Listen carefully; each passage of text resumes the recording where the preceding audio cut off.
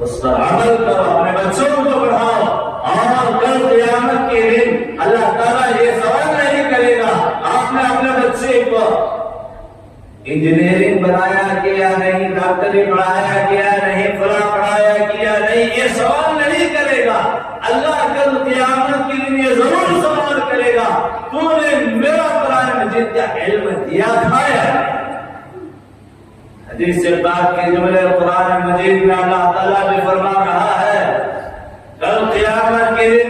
اولاد کو جہنم کی طرف کھینچ کر لے جا رہا ہوگا، فرشتے لے جا رہے ہوں گے، اولاد اللہ سے شکوہ کرے گی، اللہ سے عرض کرے گی یا اللہ قصوروار ہم نہیں ہے، قصوروار ہم نہیں ہے، ہمارے ماں باپ ہے، ہمارے ماں باپ تو ہم لوگوں کو دنیاوی علم دیا اور کس طریقے سے کمایا جائے یہ بتایا، ایک گھر ہے دوسرے گھر کی ٹریننگ ہم لوگوں کو دی گئی، لیکن ہمارے ماں باپ کبھی قرآن کا علم نہیں دیا، ہمارے ماں باپ کبھی حلال اور حرام کی تمیز نہیں بتایا، ہمارے ماں باپ غسل اور وضو کے فرائض نہیں بتایا، دین کی طرف آمدہ نہیں کیا، دنیا کی طرف مبتلا کیا۔ یا اللہ ہم قصوروار نہیں ہیں کہ ہمارے ماں باپ قصوروار،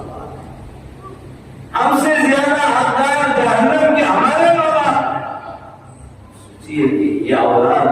جس کے لیے ماں باپ نے یہ بڑے مسائل اٹھائے، پریشانیاں اٹھائے، اب یہی اولاد کل قیامت کے دن ہمارے لیے دشمن بنے گی، جہنم میں جانے کا راستہ بنے گی۔ اس لیے حافظ قرآن بناؤ۔ جب حافظ قرآن کا مرتبہ اتنا بڑا مرتبہ ہے، جس گھر میں حافظ قرآن ہوتا ہے وہاں قرآن مجید پڑھا جاتا ہے اور وہ اس کے ماں باپ جنت کے باغوں میں ٹہل رہے ہوتے ہیں۔ حافظ قرآن جس گھر میں ہے، حدیث پاک کا جملہ ہے کہ اس گھر میں آفتاب ہے، سورج ہے، روشنی ہے، رحمت ہے۔ حافظ قرآن کے ماں باپ کو اللہ تعالیٰ کے قیامت کے دن نور کے منبروں پر بٹھا کر تاج پہنائے گا۔ حافظ قرآن سے کہا جائے گا جس طرح وہ دنیا میں قرآن مجید پڑھتا تھا ٹہر ٹہر کر آیت بآیت اسی طریقے سے پڑھتا جا، تیرے درجات بلند ہوں گے۔ اور حافظ قرآن سے اللہ کے قیامت کے دن کہے گا تیرے رشتے دار، تیرے ماں باپ اور جو تجھے علم دین سکھانے میں مدد کیے تھے وہ جہنم میں چل رہے ہیں، جا سفارش کر لے، جنت کے اندر لے جا۔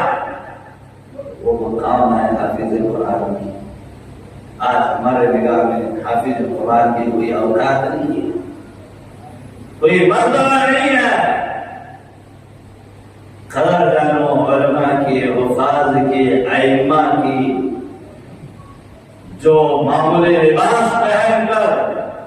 آپ کے درمیان ہوتے ہیں اور آپ کے مساجد میں جو ہے امامت کر رہے ہوتے ہیں، تراویح پڑھا رہے ہوتے ہیں، اللہ کی نگاہ میں ان علماء کی، ان حفاظ کی بڑی قدر ہوتی ہے۔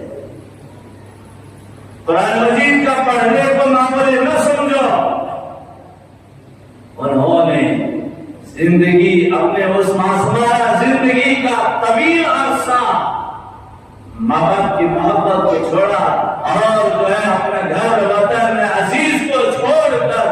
جو ہے قرآن مجید کے حفظ یاد کرنے میں 3 سال 5 سال اپنا وقت کو مدارس میں لگاتے ہیں، معمولی نہ سمجھو۔ بڑی محنت کے بعد وہ قرآن مجید کو اپنے سینوں میں اتارتے ہیں اور جو ہے مدرسے میں ایک آیت کو 100 مرتبہ اور قرآن مجید کو رٹتے ہیں اور حفظ یادداشت کو اپنے سینے میں اتارتے ہیں، بیان کرتے ہیں۔ مکمل قرآن ہوتا ہے،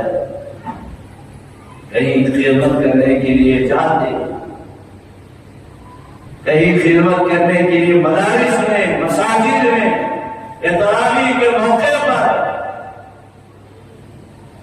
تراویح پڑھا رہے ہوتے ہیں اور مصلی پر امامت کر رہے ہوتے ہیں۔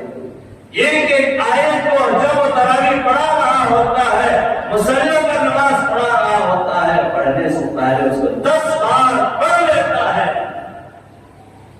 مسلح پر کھڑا ہوتا ہے، پڑھنے میں اوپر نیچے